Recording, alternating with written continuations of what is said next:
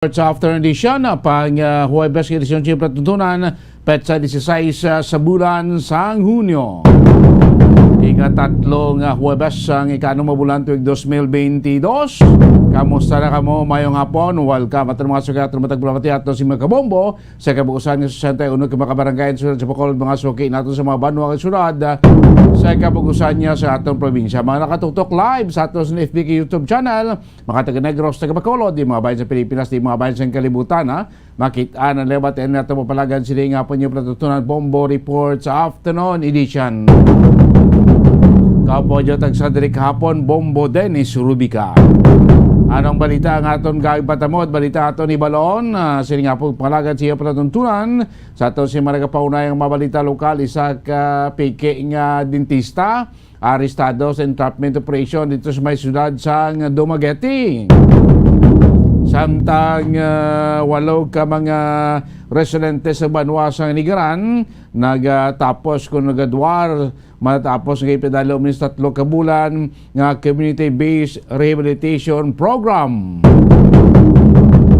Sa balita nato niya sa palibot sang Pungsod, Pilipinas, sa balita sa palibot sang Pungsod, si Interior Secretary Anio naghatag karon sa deadline tob-tob sa sining weekend lang para iya sa lokal nga pangaluhan sang probinsya sang Cebu nga iligwaton ipagwa nga IO sa gobernadora ni Gobernadora Gwen Dolin Garcia angot sa sining nagkontrobersyal nga optional nga paggamit sang face mask dito iya sa probinsya sang Cebu. Kag samtang ang mga membro ng opisyalis sang Private Hospital Association of the Philippines o kuning grupo sang PAPE nag-rekomendar karon sa kay COVID-19 advisor Dr. Chodoro Herbosa bilang mangin masunod yang health secretary. Kag sa ato sinibalita sa luwasang Pungsod, ang presidente sang Fransya, ang German Chancellor, kag subuman si Italia, ang Italian Prime Minister, kag presidente sang Pungsod Romania, ara karon sa sulad sang Kiev dito iya sa Ukraine. Agad maga pakigsugilanon kay Ukrainian President Zelensky, tuho iya sa padayon pagsuporta sa European Union, sa Ukraine, batok sa pag-atake sa Russian forces. Sa mga balita nga ito, may balita nga ito kapag tamod sila nga po palagad siya patutunan Bombo Report sa afternoon edition. 53 minutos na nakalikan stock na alas 5 sa hapon, badalagi makabinan natin ito talaka yun ninadakpan nga pike nga kwan nga dentista sa may Negros Oriental sa may Dumaguete. Buwas makabinabantayan nyo ang Game 6 sa ato sini NBA Final 2022. Sino ay ihan maginaog man sa karon nga team standing 3-2 in favor sa Golden State Warriors mga kabinan. Ang 3-2 nga standing ko pabor ina sa Warriors. Pero ang pangbuwas sa Game 6 dito balik sa home court ya sa Boston Celtics. Ito magsilig ka home court. Number 1 gida, may kuhan ka, may bintaha gida, home court advantage. Kung magdaog buwas ang Boston Celtics, timatay ang standing 3-3, good for Game 7. Pero kung magdaog buwas ang GSW, Golden State Warriors, kampiyon na kami. Kami na makuha sa corona sa NBA Finals 2022, buwas sa Game 6 mo tinghuan giniya sing Boston Celtics nga makuha ang kadalagaan buwas kasi ko mas pabor buwas sila may home court advantage kaya dito buwas ang hampang sa area sa Boston mga kaibanan so grabe nga pressure karon sa both teams gyapos kay dapat dag-o na ni sang Golden State Warrior dito po wala itong Game 7 so pressure niya sa Golden State Warrior sa piyak ka dito sila mahampang sa area sang Boston Celtics, no? Ti grabe mo na nga pressure nila kating crowd ya sing kontran na mo, no?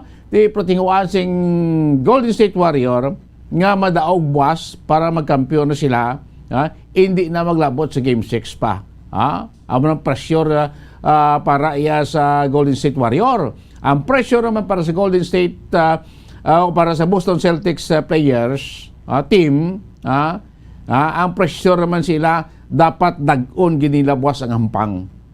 Kaya kung madaog nilang hampang, tapos kung matriti ang score, ang team standing, good for Game 7. Ang Game 7, tayo mo na yung deciding game. Makibanang porti silingko ko ng bot sa team Yapon, grabe ng pressure, ang pressure. Golden State Warrior, Game 6, do or die, sa Golden State Warrior. Sa Boston Celtics, dapat kwaon gini lang Game 6, para magwalis kag makasulod sila o malabot ang series sa Game 7. Kung maperde sila buwas, bye-bye na championship bye-bye na ang kadalagan, mangin daog na ang Golden State Warriors once nga sila magdaog sa Game 6, mga kaibanan. So bantayan nyo nagbuwas, Last 9 aga sa coverage sa Buburadyo Bacolod, sa mga sa mga fans sa Boston Celtics kag Golden State Warrior, batayon ni buwas makabilang kasi ko muning masadya pag ini, kontra Rebling kwentolin sa Game 1, tub-tub sa Game 5, ang Game 6 mas grabe pag ini ka intensibo ang engkwentuhan na dire siyang magtimbang bahin. Depende yan sa Boston Celtics, ang ilahampang para makalabot sila sa Game 7 ang tsansa sa kampyonato. Sa Golden State Warrior, ang ila di game plan, hindi na pagpalabuton sa Game 7. Dapat dag-on nila buwas para mangin kampyon na sila, mga kaibanan. So muna, ang subong game plan sa both team, Golden State Warriors at Boston Celtics para sa Game 7 buwas. Galing kasi bintaha ini para sa Boston, kay home crowd, home crowd advantage, buwas ang hampang sa Boston Celtics alas 9 ng agad sa Philippine time. So bantayan nyo gini makabanan, kay mawalaan tagini buwas, bago kayo magwalis ang team standing buwas, magdaog ang Boston Celtics, mag-treat Game 7, deciding game. Ayan ang mangin kampyon. Boston Celtics or Golden State Warrior, mga kaibanan. Amo nang pinagpalantayan buwas ng ang panganay. Kung sabagay, sa Game 5 to, hindi mo magdako gilang bansi mo. Halin sa Game 1, ang dag-anay nagagamay ang score nga bansi. Bosi yun ang piyak nga team, terribly ang depensa kag opensiba.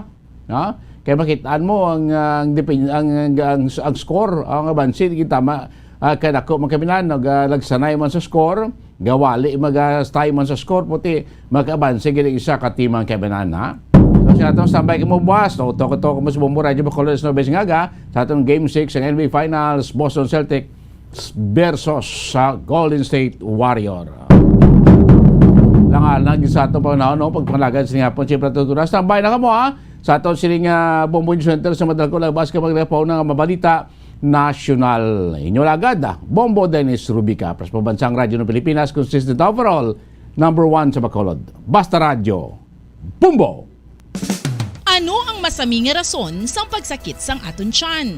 Ang pagsakit sang aton tiyan, ang bangod sa sahi sang pagkaon nga aton masami ginakaon. Suno sa oncologist nga si Dr. Isaac David Ampil II, ang masami nga pagsakit sang tiyan ang bangod sa hyperacidity. Suno diri, ang pagsaka sang acid ang nagatuga sang pagsakit sang tiyan. Ini ang ginatumod nga sinisikmura o kung stomach ache. Ang usual nga ginatunaan sini amo ang pagkaon sa mga pagkaon nga mataas sa acid content, kaangay sang citrus fruits, kaglabaw sa tanan, ang spicy food. Ang iban nga sources amo ang alcohol, coffee, kag masami ang pagpagutom. Ang stomach pain, ang bangod man kung kaisa sa ulcer kung sa diin ginadigest sang acids ang lining sang stomach. Apang agud masiguro ang gintunaan sang stomach pain, mas maayo nga magpakonsulta sa doktor. Ang pagpanipilyo ang isa sa mga pinaka-importante nga tikang. Agod mamintinar ang matinlo nga hygiene sa isa ka persona. Apang makapila-bala ka beses ini ginahimo sa isa ka adlaw. Suno sa American Dental Association, ginarekomendar ang pagpanipilyo sang makaduha ka beses sa isa ka adlaw. Sunod diri, maayo ang pagpanipilyo sa aga kag sa gabi gamit ang isa ka soft brittle brush. Para sa optimum dental health, ginapahayag sang ADA ang pagpanipilyo sang 2 ka minutos kag siguraduhon nga matinluan gid ang kada ngipon. Importante man nga tinluan ang tunga sang ngipon, isa ka beses kada adlaw. Magandang gabi Pilipinas, sa anumang oras sa buong mundo. Narito na ang Bombo Network News Evening Edition ni Kalabing-anim na ho sa buwan ng Hunyo 2022 sa ulo ng ating mga balita. Si Pangulong Duterte nanguna ho sa paggawad ng Order of National Artist kina aktres Nora Honor at 7 iba pa. Ang hiling naman na 2 pesos dagdag pamasahe hindi na haharangin ng Commuters Group. Sa balitang palakasan, Boston Celtics kumpiyansa na kaya pang ma-extend ang NBA Finals laban sa Warriors hanggang Game 7. Ang Department of the Interior Local Government binabalidate na ang intelligence report na natanggap ni dating Senator Juan Ponce Enrile na may mga grupo sa Amerika at Pilipinas na planong mamahiya kay President-elect Bongbong Marcos. Sa Secretary Anyo naman, sinabing wala silang report na natatanggap. Mamayabangan, yung Private Hospitals Association of the Philippines inamin ho na unti-unti na raw napupuno yung ilang ospital sa ating bansa. At sa ating international news, 3 top leaders ng France, Germany at Italy sorpresang bumisita ng Kiev sa Ukraine sakay ng tren. Sa ating balitang palakasan pa mga kabombo, Pinoy gymnast at world champion na si Kaloy Yulo nanguna sa all-around events sa nagpapatuloy na Asian Championship doon sa Qatar.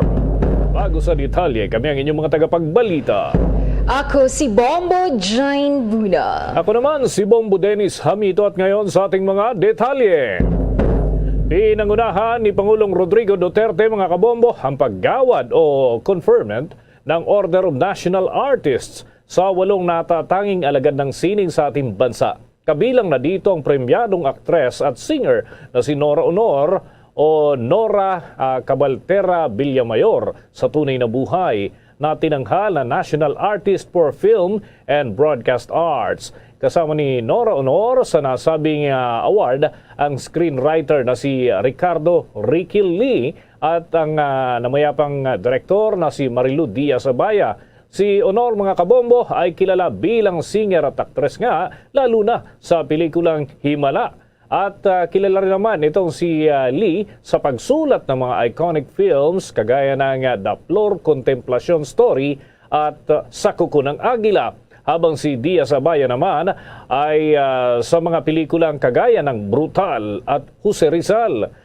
Si aktor-director Tony Mabesa naman ay tinanghal na National Artist for Theater dahil sa kanyang kontribusyon sa growth and diversity of Philippine theater. Samantala, si choreographer Agnes Luxin ay National Artist for Dance dahil naman sa pagbuhay nito sa interes ng mga batang artist sa neo-ethnic style.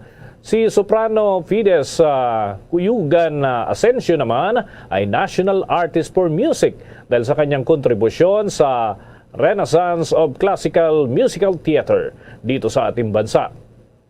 Ang namayapang courier na si Salvacion Lim Higgins ay tinanghal naman na National Artist for Fashion Design. Si literary critic Jimeno Abad ay idiniklara naman na National Artist for Literature dahil sa pagbibigay ng komprehensibong pananaw para sa mga susunod na henerasyon kaugnay pa rin ng Philippine poetry and fiction dito sa Pilipinas. Sa dagdag pang balita, suportado ng National Center for Commuters Safety and Protection ang hirit na piso hanggang 2 pisong dagdag sa minimum na pasahe sa mga pampasahirong jeep.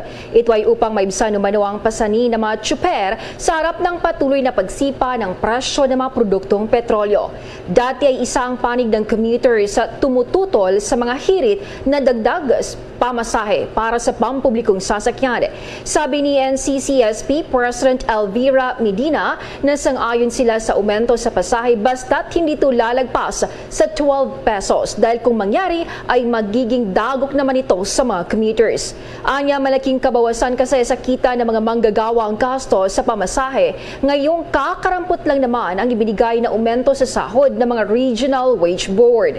Kamakailan lang ng payagan ng Land Transportation, Franchising and Regulatory Board ang pisong provisional increase sa minimum na pasahe sa jeep na pumapasada sa NCR, Calabarzon at Central Luzon. Sa katapusan naman ng buwan, nakatakdang dinggin ng ahensya ang hirit na 5 pesos ang minimum fare hike ng mga transport group.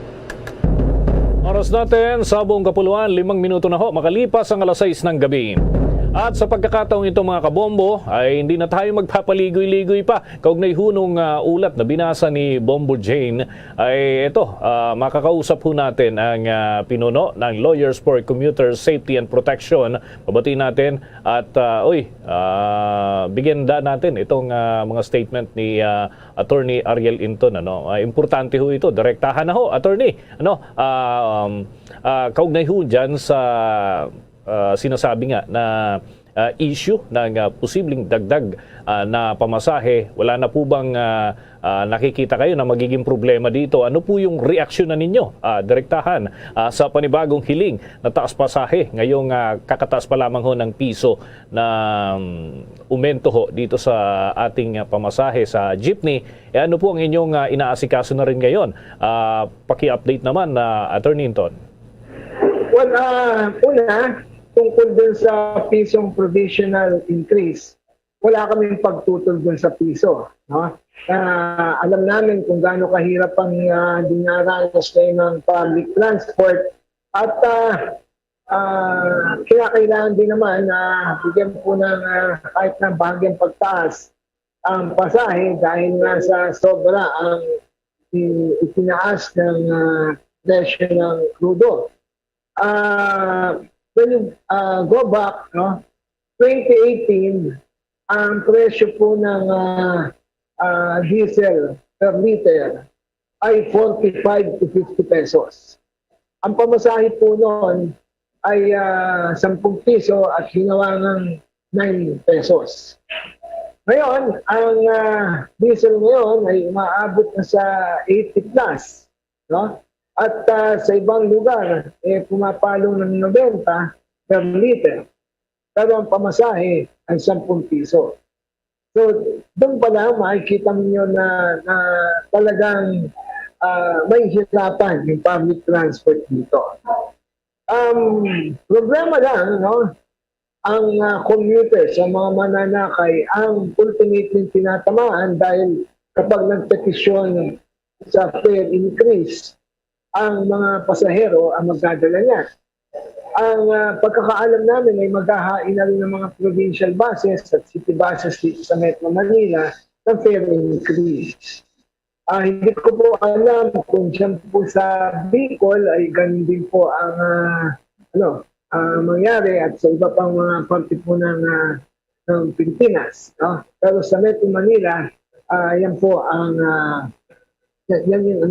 yan po yung sitwasyon ngayon. Ngayon, ang problema talagang pag hindi po naman tinaasan yung pasahe, ay may posibilidad na hindi na bumiyahe ang mga public transport. Katulad ng nangyayari ngayon, ang bumabiyahe na lamang po sa mga buses, according to operators, ay 30% ng kanilang fleet. No? So, out of 10 buses, 3 lang ang bumabiyahe, lugi pa.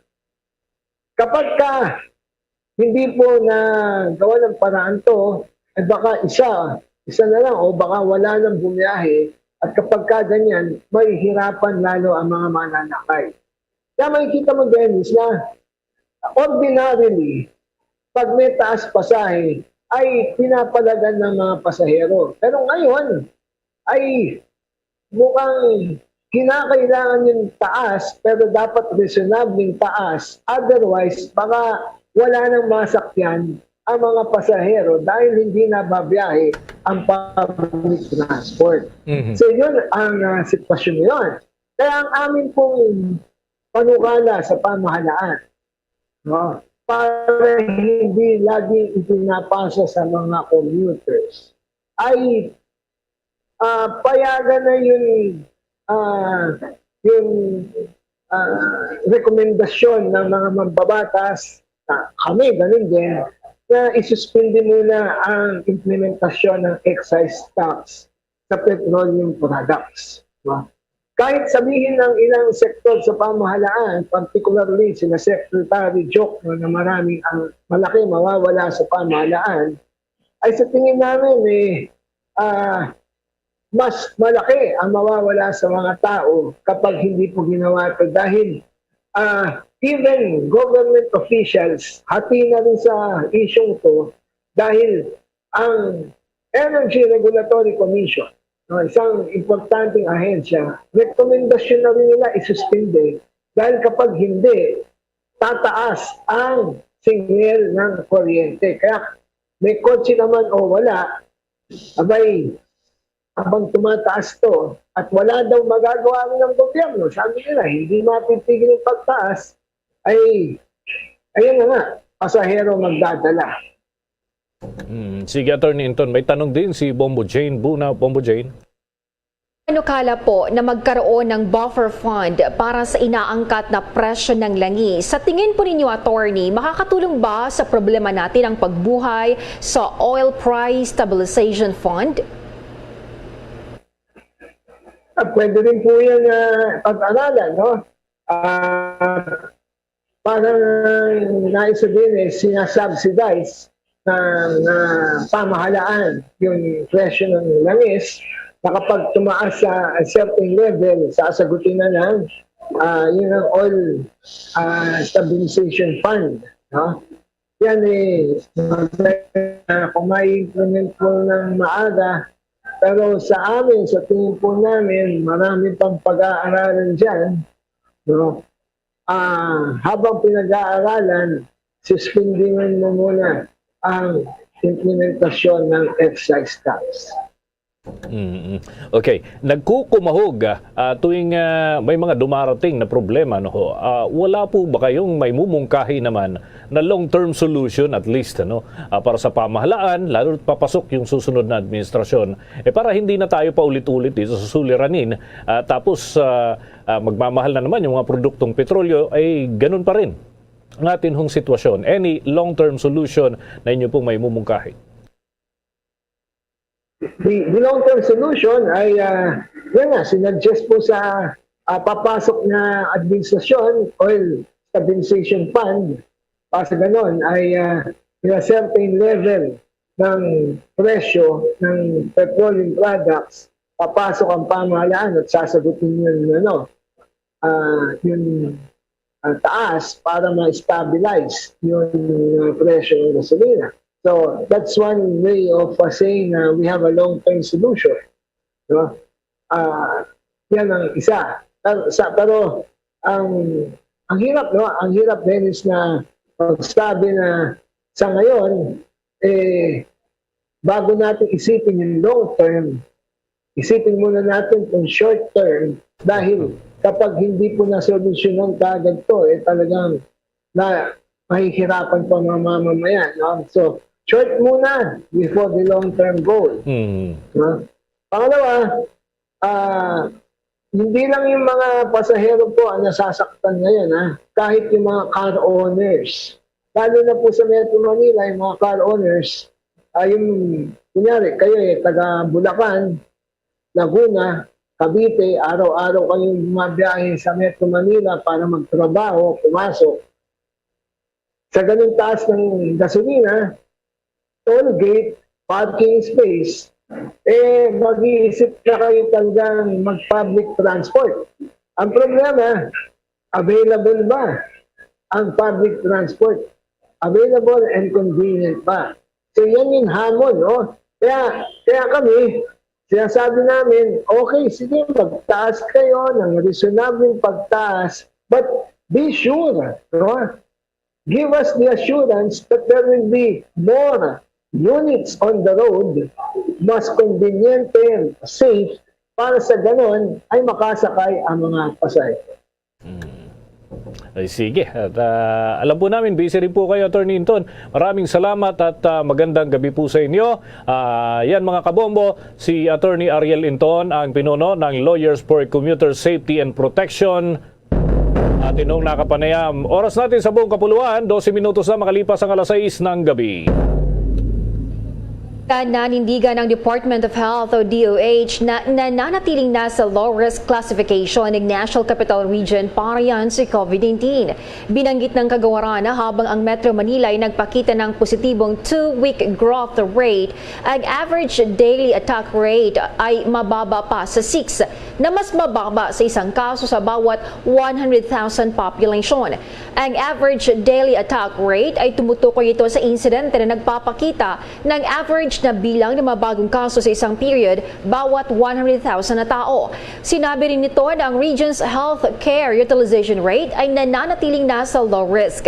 Gayunpaman, inaasahan pa rin ang mga impeksyon sa yugtong ito ng pandemya kung saan karamihan ay asymptomatic, mild o moderate.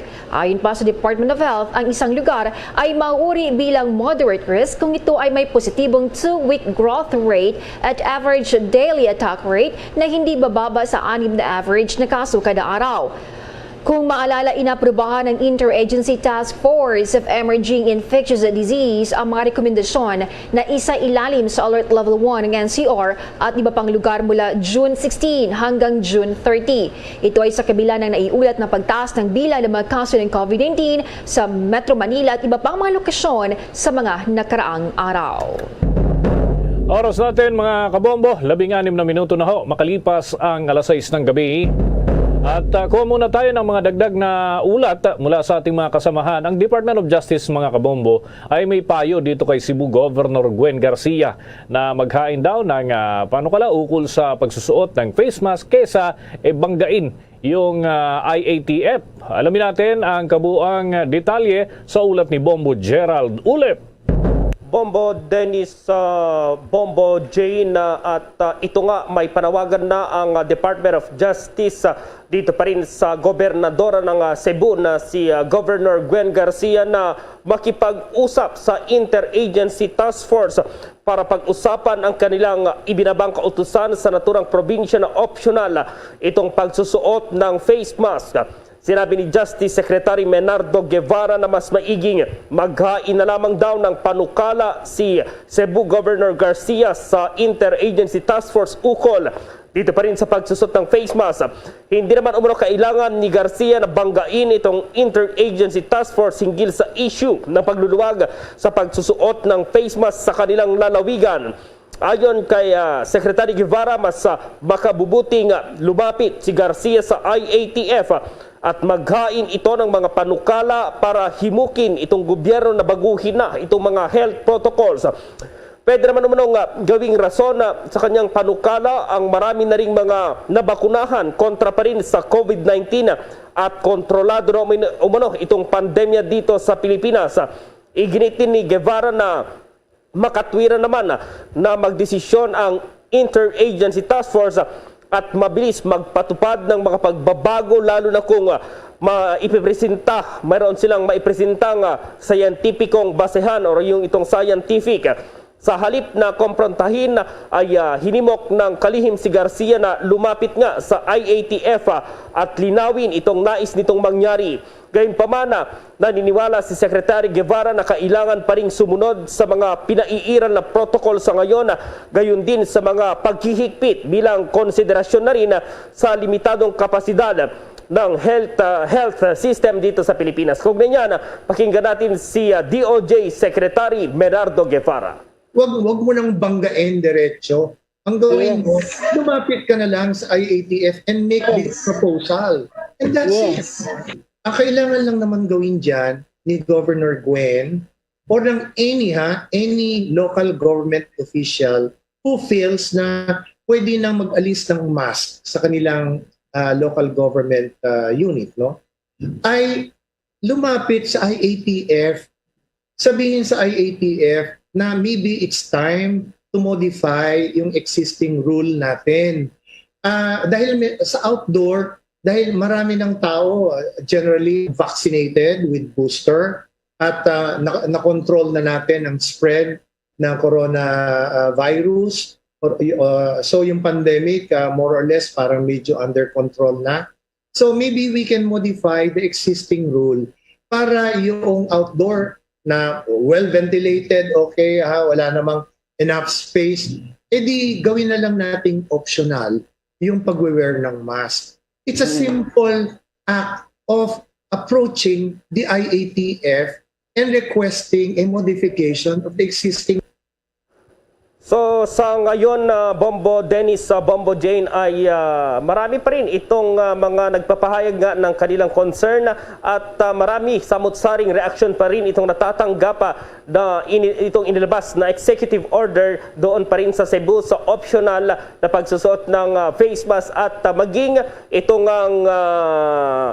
gobernador ng Quirino Province na si Dakila Kua ay sinasabing posibleng pag-usapan daw ng League Provinces of the Philippines itong usapin na ito kapag nagkaroon sila ng pulong nga sa susunod na or sa bukas na yan, Bombo Dennis, araw ng Biyernes para pag-usapan pa rin itong naturang issue kaugnay ng pagluluwag dito sa pagsusuot pa rin ng face mask dito sa ating bansa, Bombo Dennis. Okay, Bombo Gerald, usaping legal, ano?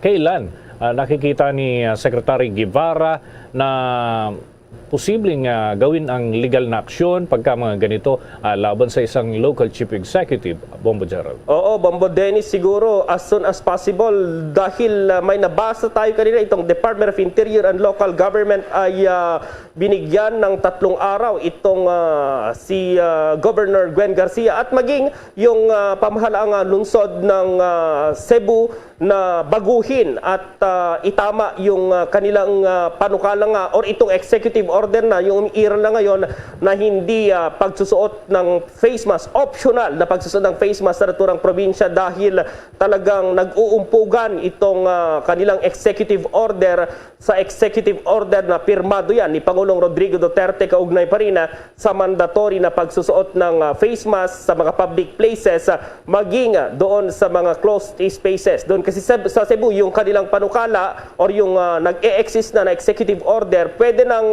hindi mag-face mask sa mga public places, though yung mga pupunta sa mga closed spaces, kagaya ng simbahan, mga mall, mga stadium, ay kailangan pa rin magsuot ng face mask, Bombo Dennis. But just last point, Bombo Gerald, meron na bang nasampulan na kaso, any related, lalo na nitong panahon ng pandemya, na local chief executive, Bombo Gerald? Wala pa, Bombo Dennis. So, titignan na din natin yan sa mga susunod na araw dahil maging itong pagsusuot ng face mask dapat ay mahigpit na ipinatutupad. Pero kung titignan, pati dito sa National Capital Region kasi, Bombo Dennis, halos hindi na nagsusuot ng face mask itong ating mga kababayan na siyang magiging dahilan or yun nga, magiging rason kung bakit nais na nila na hindi na magsuot na hindi maging mandatory, maging optional na lamang itong pagsusuot ng face mask, Bombo Dennis. Maraming salamat, Bombo Gerald. Para sa Bombo Network News, Bombo Gerald Biule. Para sa Pambansang Radyo ng Pilipinas, Basta Radio, Bombo. Sa dagdag pa nating mga balita, binigyang diin ng Philippine National Police o PNP na hindi pa hihintulutan ng anumang uri ng kilos protesta o yung mga rally sa mga lugar na malapit sa venue ng inaugurasyon ni President-elect Ferdinand Bongbong Marcos Jr. at Vice President-elect Sara Duterte Carpio. Ito ay upang mapanatili pa rin ang kaayusan at seguridad doon sa mga lugar sa nasabing okasyon. Ayon kay PNP spokesperson, Police Colonel Jean Pajardo, inaasahan na nila ang mga ganitong aktibidad na ilulunsad ng ilan sa ating mga kababayan. Anya, dahil sa nananatili pa rin ang paggalang sa hanay ng kapulisan at sa kanila ay nandyan naman ang pagsusulong at paggalang ng karapatang pantao ng atin hong mga kababayan na nagpapahayag ng kanilang saloobin sa pamamagitan ng rally, ay may mga hakbang naman silang ginagawa at maximum tolerance ang ibinibigay naman ng Philippine National Police upang huwag humantong sa mga karahasan o kaya naman ay sakitan. Pero nagbabala si PNP OIC Police Lieutenant General Vicente Danao Jr. doon sa lahat ng mga magpuprotesta na hindi sila magdadalawang isip na arestuhin ang mga ito kung makakagambala na sa trapiko at nakakasira ng government property ang kanilang mga isasagawang rally. Magugunita na una nang inanunsyo ng PNP na magpapatupad ng gun ban at border control sa lungsod ng Maynila at Davao bilang bahagi naman ng kanilang mga pinaigting na seguridad sa kanilang mga isasagawa. Oras natin, 22 minutos makalipas o 24 minutos na makalipas ang alas 6 ng gabi. Abangan humamaya ang DILG ay binabalidate na raw yung intelligence report na natanggap ni dating Senador Juan Ponce Enrile na may mga grupo sa Amerika at sa Pilipinas na planong isabotahe si President-elect Bongbong Marcos Jr. Yan at iba pang mga balita susunod na. Dunkin' Delivery po! Dunkin' Delivery po! Dunkin' Delivery po! Dunkin' Delivery po! Yes, may Dunkin' Coffee! May Dunkin' Coffee! May Dunkin' Coffee! May Dunkin' Coffee! Ganyan ang Dunkin' D Coffee Box! 4 cups agad of signature Dunkin' hot or iced coffee, hot choco or hot choco java in one grab-and-go carton. Bukas, Choco Java naman! Choco Java naman! Choco Java naman! Choco Java naman! Para 4 cups agad, Dunkin' D Coffee Box! June 18 is Dunkin' Day. Visit any Dunkin' store and celebrate the kid in you. At ngayon, sa pagpapatuloy ng iba pang pangunahing mga balita, Bombo Sports News. Kumpiyansa pa rin ang Boston Celtics na kaya nilang talunin.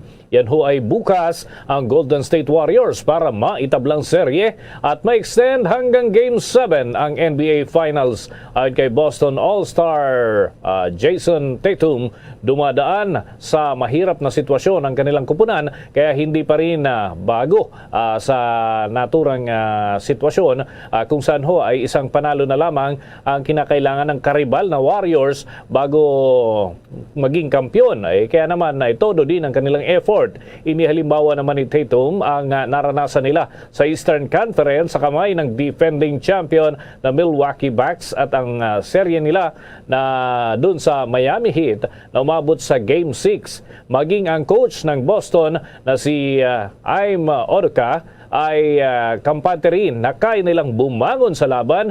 Yan ho ay gaganapin bukas. Kabilang anya sa kanilang gagawin na diskarte ay hindi lamang ang matinding depensa na ilalatag kay Stephen Curry, kundi maging ang maayos na opensa at malimitahan dapat yung kanilang mga turnovers na naitatala.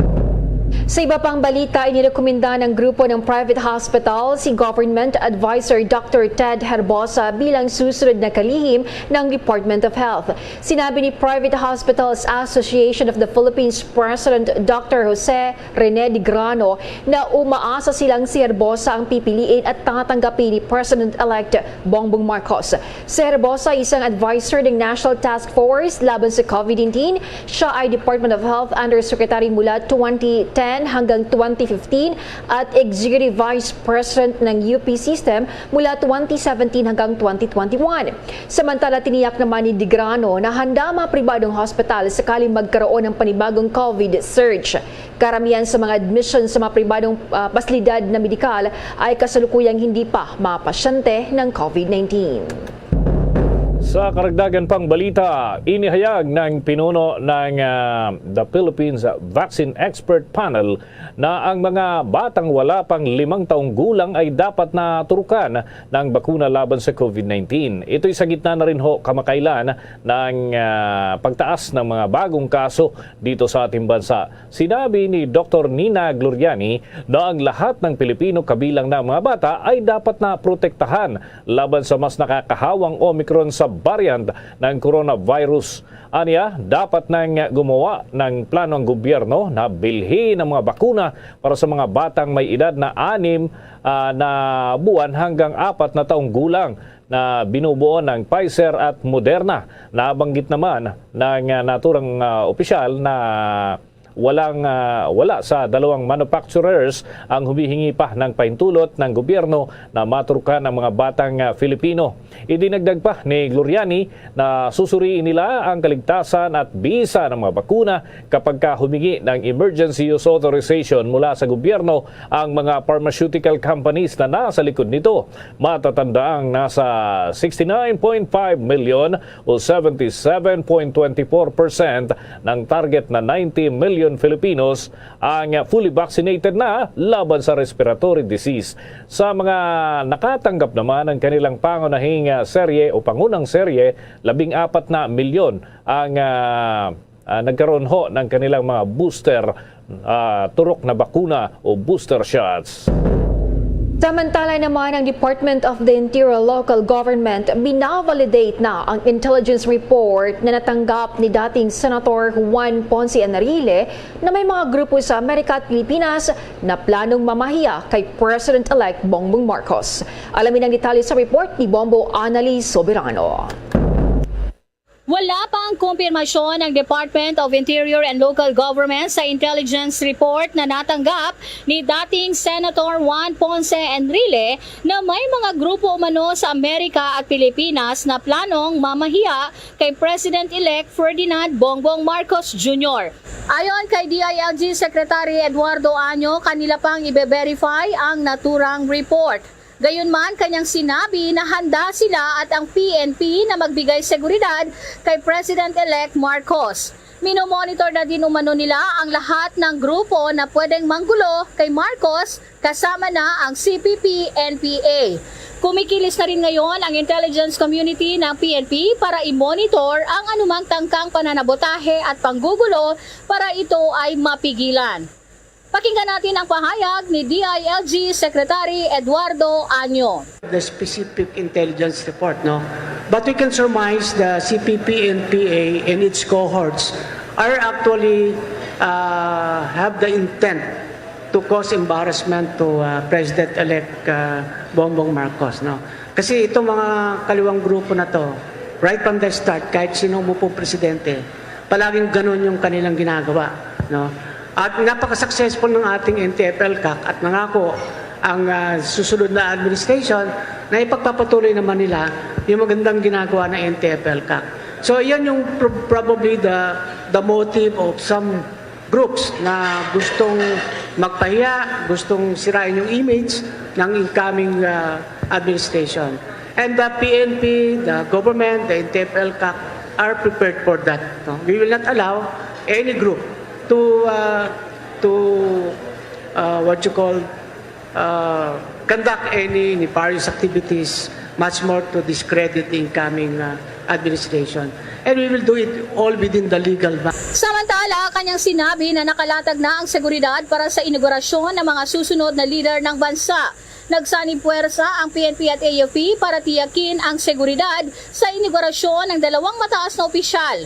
Sa darating na linggo, June 19, ang inaugurasyon ni VP-elect Sara Duterte sa Davao City, habang sa June 30 naman kay President-elect Bongbong Marcos. Muli ang pahayag ni DILG Secretary Eduardo Año. Yes, we are validating the information. The intelligence community is into it. And not only yung mga plan to embarrass, but also malaking event itong inauguration, maiipon dyan yung mga matataas na opisyalis ng ating bansa, both the outgoing president and the incoming president. So napaka laki ng preparation natin dyan. We will make sure na walang threat groups at walang mga masasamang plano na magaganap sa araw ng inauguration. Sinabi naman ni Secretary Año na nasa proseso na sila ngayon sa transition sa papalit sa kanya sa pwesto na si dating MMDA Chairman Benhur Abalos. Anya, nagkaroon na ng inisyal na pag-uusap sa kampo ni Abalos at ang kanyang team. Bombo Anali Montaño Soberano nag-uulat para sa Pambansang Radyo ng Pilipinas. Basta Radio, Bombo! Oras natin 33 minutos na makalipas ang alas 6 ng gabi. Naka-self-quarantine na ho mga kabombo ang mga nakasalamuhan ni Supreme Court Associate Justice Maria Filomena Singh matapos na itong magpositibo sa coronavirus disease kahapon. Ang fully vaccinated na daw itong si Justice Singh ay nakaranas pa rin ng mild symptoms ng naturang virus. Agad naman niyang ipinagbigay alam ito sa kanyang mga kasamahan at maging sa staff nang malaman na positibo siya sa COVID para ho sa karampatang health precautions. Magtatrabaho na raw habang naka-isolate itong maestrado alinsunod naman sa Interagency Task Force guidelines. Ang Supreme Court ay nagpapatupad din ng weekly antigen COVID-19 testing para ho sa kanilang mga opisyal at maging iba pang mga empleyado. Inanunsyo naman ng United Broiler Raisers Association na humina ang produksyon ng manok sa bansa dahil nag-ingat ang industriya sa kabila na nagtaas ang presyo ng patuka at produktong petrolyo. Ayon kay United Broiler Raisers Association President Elias Jose Inchong, hindi pa bumabalik ang dating sigla ng ekonomiya ng bansa. Nagkaroon din sila ng hamon sa produksyon dahil sa mahal ng patuka at tumaasang krudo. Nauna nang sinabi ng Department of Agriculture na tumaas ang presyo ng manok sa pamilihan dahil yan sa mababang produksyon nito. Aminado naman si incoming Agrarian Reform Secretary Conrado Estrella III na hindi magiging posible sa lalong madaling panahon ang una nang naging pahayag ni President-elect Ferdinand Bongbong Marcos Jr. na maibaba hanggang 20 pesos kada kilo ang bigas dito sa ating bansa. Taliwas ito sa unang naging pahayag ni outgoing Agrarian Reform Chief Bernie Cruz na posibleng maibaba sa naturang halagang kada kilo ng bigas sa pagsapit ng ikalawang quarter ng taong 2023 sa pamamagitan ng Mega Farm o yung Consolidated Production. Paliwanag niya, matapos daw kasi ang kanilang ginagawang pakikipagdialogo doon sa mga local farmers ay napag-alaman na hindi maaring maibaba pa sa mas mababa sa 10 piso ang farm gate price dahil kung bakit ito ho yung nagiging tingin po nila kaya hindi po pwede na ibaba rin sa 20 pesos ang kada kilo ng bigas dahil yung raw materials pa lang lagpas na sa naturang halaga. Anya, kung pipilitin hanggang 14 pesos lamang ang maaaring ipagbaba ng naturang presyo sa farm gate huyan na magtataas naman sa 28 pesos kada kilo pagdaan dun sa millers at pagdating dun sa retailers. Samantala, matatandaan na una nang inanunsyo ng Philippine Rice Research Institute o yung PhilRice na isang tanggapan ng Department of Agriculture na posibleng tumaas ang presyo ng bigas sa mga susunod na buwan nang dahil naman sa mataas na halaga ng abono at yung produktong petrolyo na pangunahing kailangan din sa pagtransport ng mga klase ho ng bigas at ng raw materials at dahil na rin sa nauubos na na-stock ng imported na bigas noon pang nakaraang taon. Ang dating National President naman ng Integrated Bar of the Philippines walang nakikitang mali sa isasagawang pagpupulong ng League of the Provinces kaugnayan sa face mask policy ng Cebu Provincial Government. May pagulat si Bombo Everly Rico. Walang nakikitang mali ang dating National President ng Integrated Bar of the Philippines sa nakatakdang isasagawang pagpupulong ng League of the Provinces of the Philippines sa susunod na linggo, kaugnay sa polisiya ng Cebu Provincial Government na maging optional na lamang ang pagsusuot ng face mask sa mga open at well-ventilated spaces. Sa eksklusibong panayam ng Bombo Radio kay former National President Integrated Bar of the Philippines Attorney Egon Cayosa, umaasa ito na hindi maging venue para sa open defiance laban sa gobyerno ang naturang pagpupulong. Iniiwasan kasi anya dito na magkaroon ng hidwaan sa pagitan ng mga otoridad. Hanggat kung maaari anya ay idulog na lamang sa Interagency Task Force Against COVID-19 o sa mismong punong ehekutibo ng bansa para sakaling ito ay mairekonsidera. Para kay Attorney Cayosa, mas mainam na lamang na idaan muna sa dialogo o antayin na lamang ang susunod na administrasyon o ang papasok na 19th Congress dahil maraming unintended consequences ito. Gaya na lamang ng naibibigay nitong kalituhan kung anong polisiya ang susundin ng taong bayan.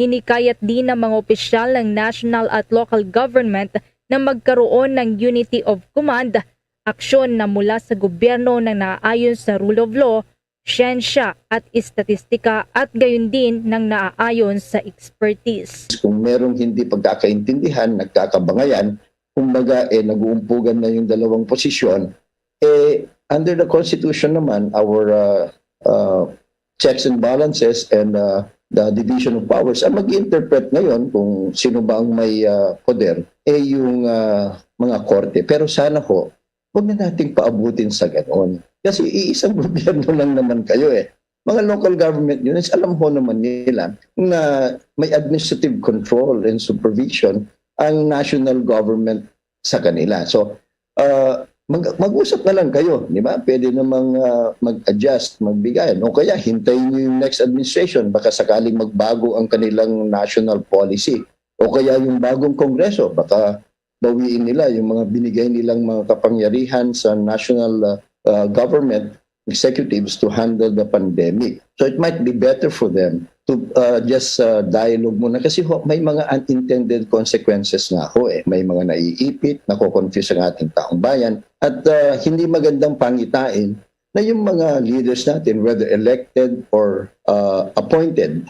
And mind you, wala ho namang pagkakaiba Yung elected saka appointed, they all are public servants and they're supposed to work together for the good of all. So, importante ho na mag-usap-usap sila. Kasi kung hindi naman kasi actionan to ng national government, imagine a situation where kanya-kanya na naman ang mga city councils, city mayors, provincial governors, provincial boards na depende sa kanilang tingin, maglalabas sila ng mga iba't ibang alituntunin tungkol dito. Di ba yun ang problema natin nung una na nagkakagulo tayo, pumapalpak ang mga responses ng gobyerno kasi hindi unified. So let's not go back to that. It is not good management na kanya-kanya ulit. We urge our political leaders, our government authorities, both local and national, na mag-usap-usap.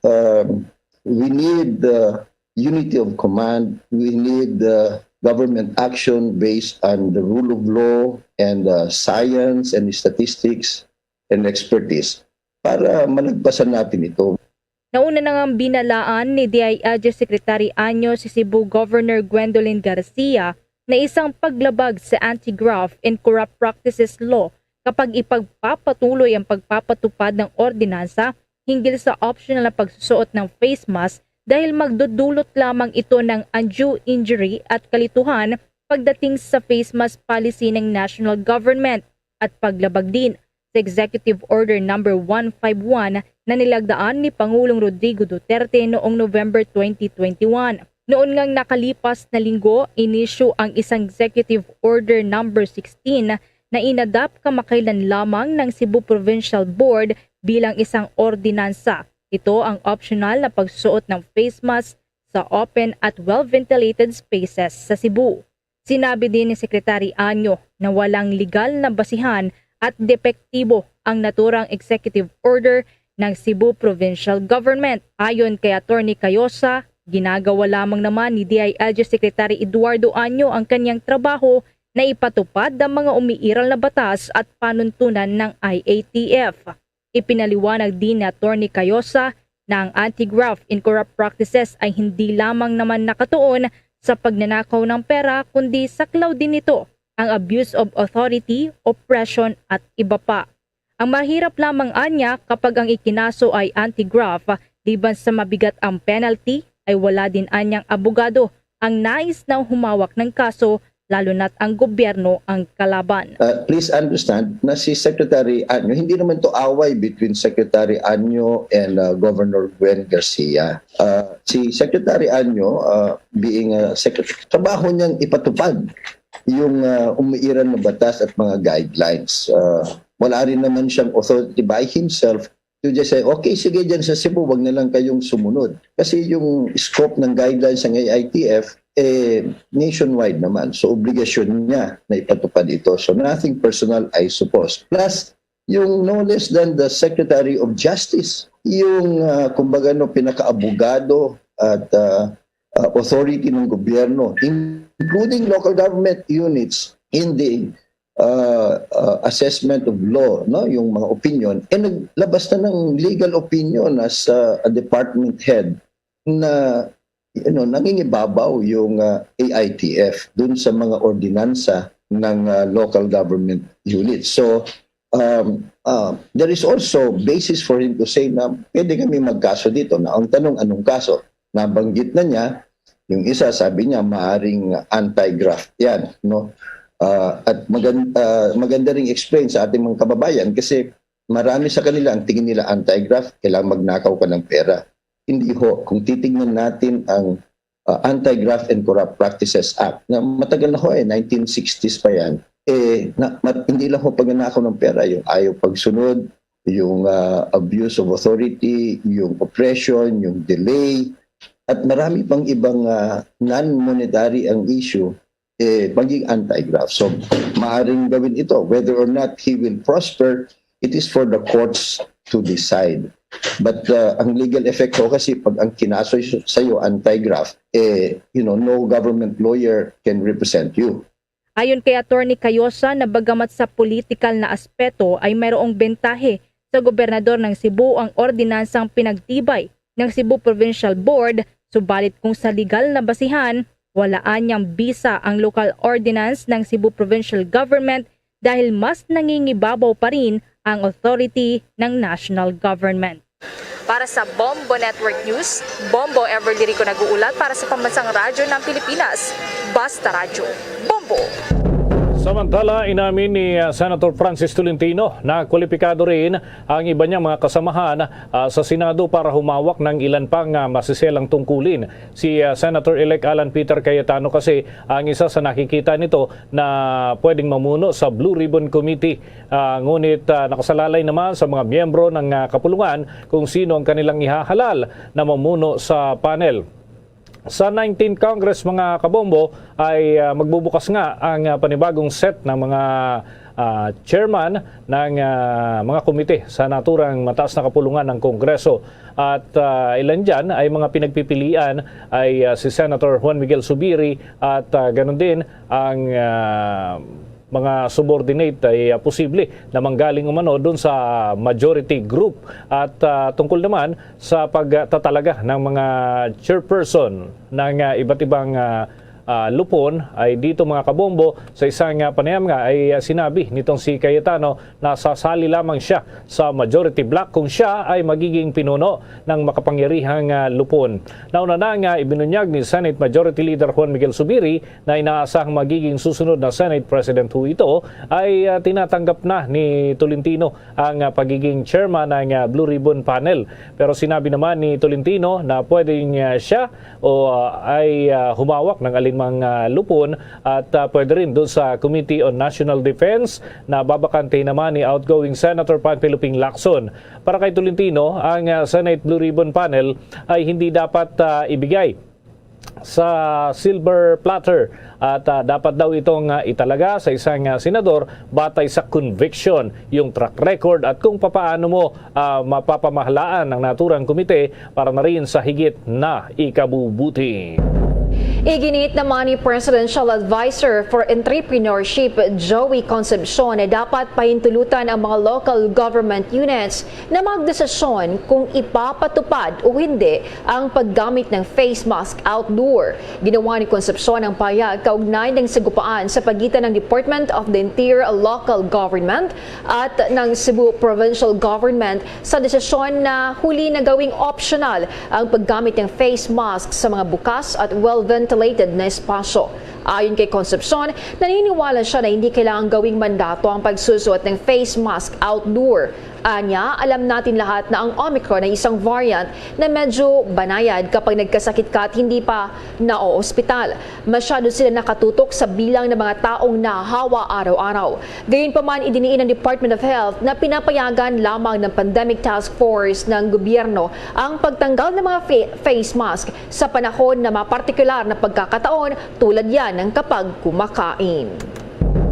Mga kabombo, mga ka-Star Nation, kuha naman tayo ng reaksyon ho ng grupo ng mga employer hinggil ho dito sa panukalang flexi time para sa mga manggagawa. At may ulat ang Star FM Manila. Hindi sang-ayon ang Employers Confederation of the Philippines sa panukala na ibalik ang flexible work arrangement sa mga manggagawa ngayon nakapagtatala ng pagtaas ng kaso ng COVID-19 lalo na sa Metro Manila. Ayon kay ECO President Sergio Ortiz Luis na hindi dapat pansinin ang uptick o pagtaas ng mga kaso ng COVID-19. Anya, kahit tumaas ang kaso ay kundi mild ay asymptomatic lamang ang karamihan ng COVID cases sa bansa. Kasi sinasabi ko nga, yung uptick na yan, hindi naman dapat masyadong pansinin dahil napaka-mild ng mga cases na yan at hindi naman na dumadami siguro namamatay. Mamamatay sa gutom kaya sana pinansin natin yan. Well, pwede, huwag na lang natin masyadong pagkakasaya ng panahon yan. At ang mga tao natin kailangan na talaga magtrabaho. Mga bata, kailangan talaga mag-aral. Paliwanag pa nito, ibang usapan na raw kapag dumarami ang namamatay na hindi naman pinakikita ng mga datos sa ngayon. Dapat magtuloy-tuloy umano ang pagbabalik sa normal na buhay ng mga Pilipino kahit nananatili raw ang banta ng COVID-19 upang sumigla muli ang ekonomiya ng bansa, dumami ang makakapagtrabaho, basta't panatili lamang ang pagsunod sa minimum public health standards. Yun nga, yung mga tao nga handa na talaga magtrabaho. Handa na.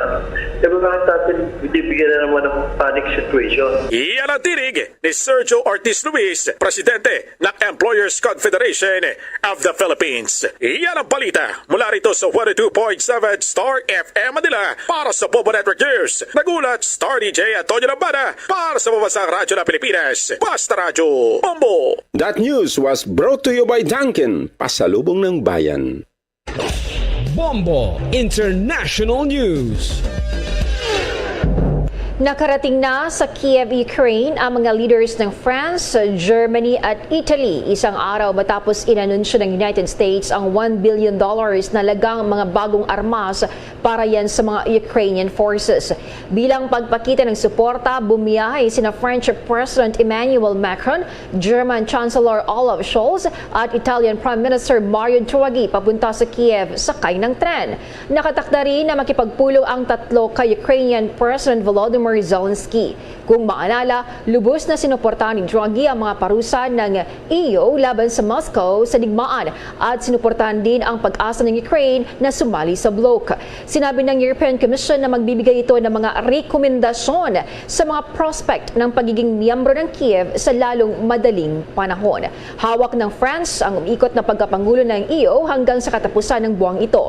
Ang iba pang nangungunang mga opisyal na bumisitas na sa Ukraine mula na magsimulang digmaan ay kinabibilangan ito ng British Prime Minister na si Boris Johnson, US Secretary of State Antony Blinken at UN Chief Antonio Guterres. Bombo Sports News. Abansi na sa score ang Pinoy World Champion sa gymnastics na si Carlos Caloy Yulo. Yan ay sa nagpapatuloy pa rin na 9th Senior Artistic Gymnastics Asian Championship sa Aspire Dome, doon ho ito sa Doha, Qatar. Nangunguna ngayon si Yulo sa individual all-around na makalipas nga ang day 1 sa tatlong mga aparatus ng gymnastics. Kasama na ang pommel horse at ang yung rings. Umangat ng husto ang score nitong si Yulo sa floor exercises kung saan ho siya ang world champion noong taong 2019. Sa second day ay all around muling sasabak itong si Yulo sa kompetisyon sa vault naman ho ito at yung parallel bars at sa horizontal bar upang madetermina ang gold medalist sa all-around events. Kung maalala mga kabombo, kailan lamang sa Southeast Asian Games sa Vietnam ay humakot ng 5 gintong medalya itong si Yulo upang kilalaning most bemedaled Pinoy athlete. Bombo Entertainment News. Bombo Entertainment News. Ating kilalanin ang young singer-songwriter na kauna-unahang Filipino artist na magtatanghal sa Golden Melody Awards dun sa Taiwan. May pag-uulat ang Star FM Baguio.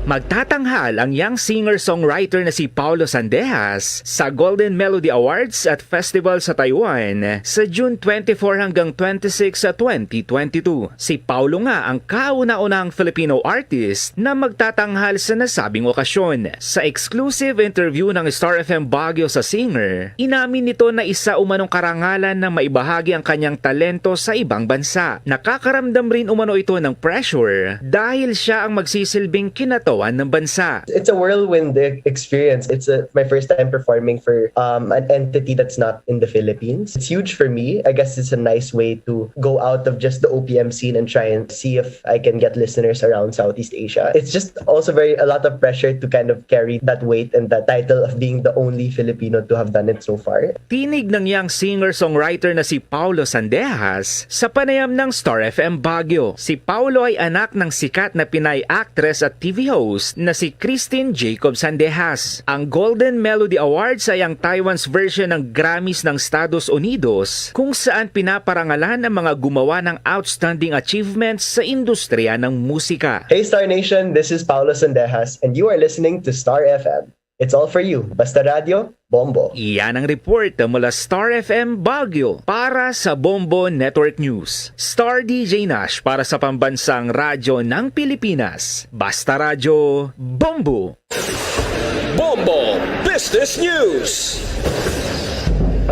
Nilinaw ng Department of Finance na walang double taxation ay pinapataw sa value-added tax sa sektor ng enerhiya.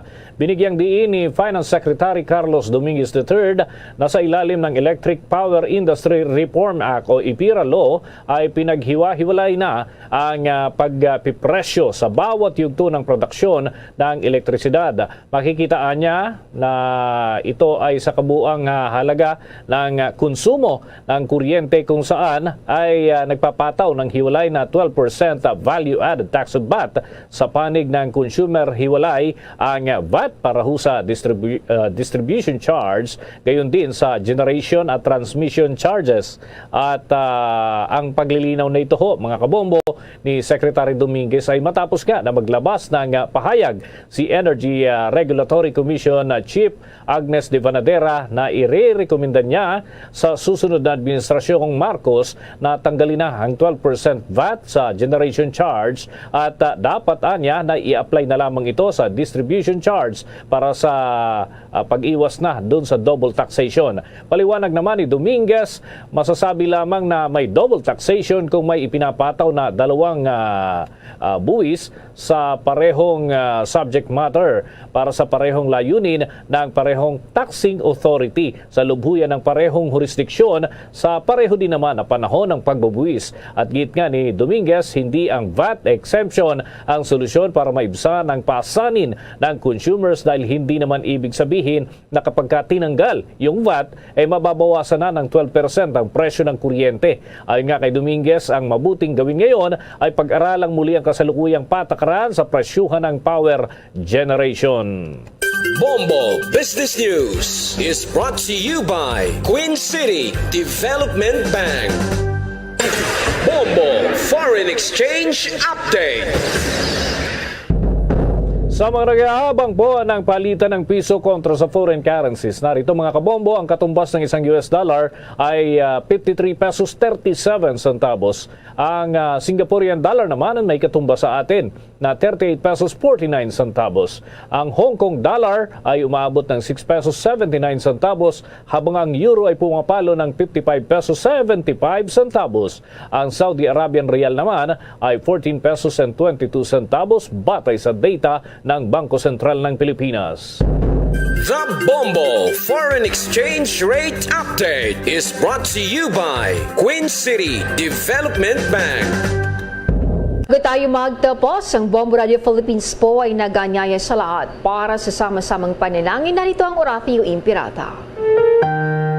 Merciful and compassionate Father, we confess our sins and we humbly come to you to find forgiveness and life. We come to you in our need to seek your protection against the COVID-19 virus that has disturbed and claimed many lives. We ask you now to look upon us with love and by your healing hand, dispel the fear of sickness and death, restore our hope, and strengthen our faith. We pray that you guide the people tasked to find cures for this disease and to stem its transmission. Bless the efforts to use the medicines developed to end the pandemic in our country. We pray for our health workers that they may minister to the sick with competence and compassion. Grant them health in mind and body, strength in their commitment, protection from the disease. We pray for those afflicted. May they be restored to health. Protect those who care for them. Grant eternal rest to those who have died. Give us the grace in these trying times to work for the good of all and to help those in need. May our concern and compassion for each other see us through this crisis and lead us to conversion and holiness. Grant all these through our Lord Jesus Christ, your Son, who lives and reigns with you in the unity of the Holy Spirit, God, forever and ever. Amen. We fly to your protection. O Holy Mother of God, do not despise our petition in our necessities, but deliver us always from all dangers. O glorious and blessed Virgin. Amen. Our Lady, Health of the Sick, pray for us. Saint Joseph, pray for us. Saint Raphael the Archangel, pray for us. San Roque, pray for us. San Lorenzo Ruiz, pray for us. San Pedro Calungsod, pray for us. At yan ang Bombo Network News. Kami ang inyong mga naging tagapagbalita. Ako si Bombo Jane Buna. Ako naman si Bombo Dennis Hamito para sa Pambansang Radyo ng Pilipinas, Basta Radio. Bombo! Arapogit nga salamat sa Bombo News Center, oras sa Bombo Radio Bacolod Philippine Standard Time, impunto las 7 na ang takna sa gabi.